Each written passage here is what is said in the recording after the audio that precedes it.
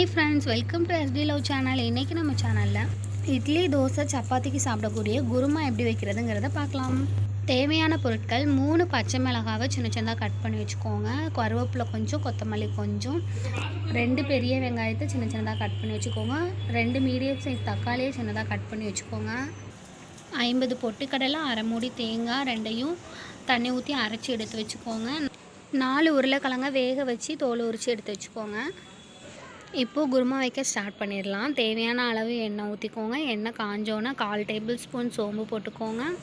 ஒரு பட்டை, ஒரு கிராம்பு, அன்னாசி பூ 1, கசகசா கொஞ்சமாக சேர்த்துக்கோங்க.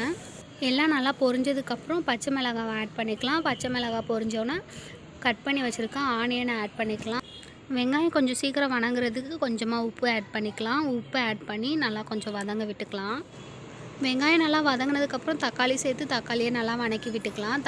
1/4 டேபிள் ஸ்பூன் மஞ்சத்தூள் ஆட் பண்ணிக்கோங்க. ஆட் பண்ணி நல்லா மிக்ஸ் பண்ணி விட்டுக்கோங்க.